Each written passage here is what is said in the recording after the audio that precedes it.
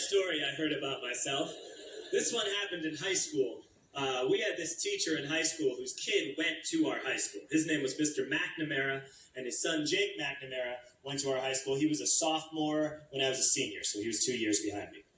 And one weekend, he and his wife decided to leave town, which you should never do if you're an asshole.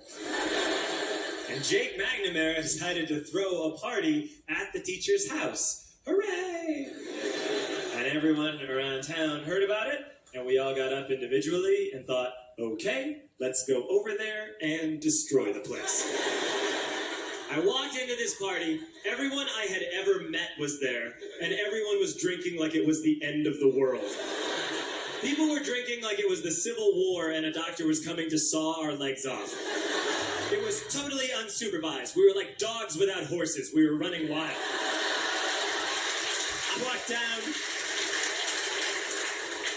down to the basement. They had a pool table in the basement. One dude took a running start and threw his body onto the pool table and broke it in half. Another kid found out which room was Mr. McNamara's and went upstairs and took a vomit on his computer.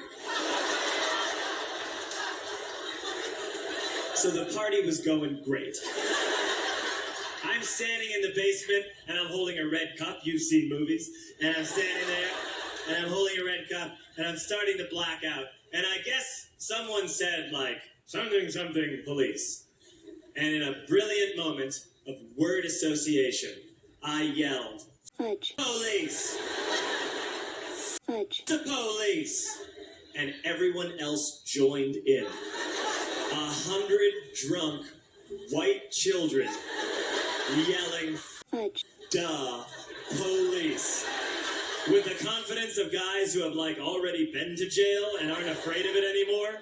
You know, that, like, I serve my nickel, you come and take me confidence. But white children. The reason someone had said something, something, police was because the police were there. So a Chicago police officer walked down the stairs and got to the bottom in the basement and looked out over a sea of drunk toddlers yelling, fudge, the police in his face. And he was almost impressed. He's like, wow. And then he leaned into his walkie-talkie and went, get the paddy wagon. And my friend John, who is now a father, this man now has a baby, he grabbed a 40, smashed it on the ground, and yelled, scatter! And everyone ran in different directions. We all ran in different directions. It was like that scene in Ratatouille when the humans come in the kitchen and all the rats go in different ways. We all ran in different directions. I ran into the laundry room, and I jumped up on the washing machine, and I crawled out through a window into the backyard, and now I'm running through the backyard, and there was this big chain link fence, and I thought, I've never climbed a fence that high before. And then I woke up at home.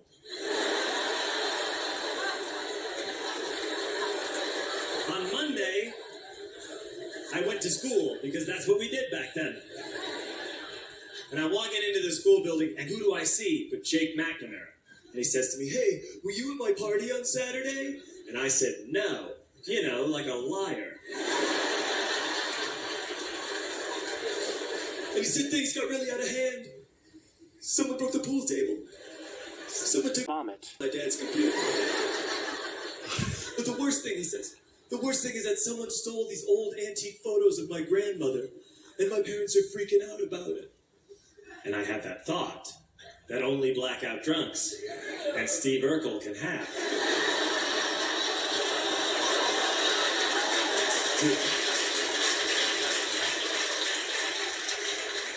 Did I do that?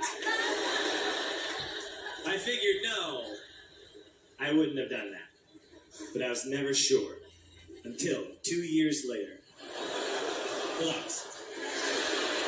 I'm playing video games with this kid named Alex that we also went to high school with. 2 years later, we've graduated by now. We're playing video games for a couple hours. And then Alex says to me, hey, come here. I want to show you something.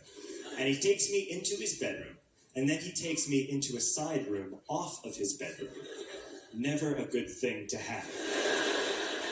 And he shows me a tiny room that is covered wall to wall in stolen antique photos from different people's parties over the years.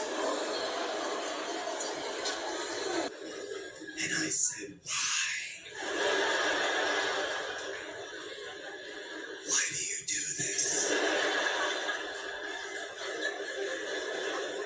And Alex said, because it's the one thing you can't replace.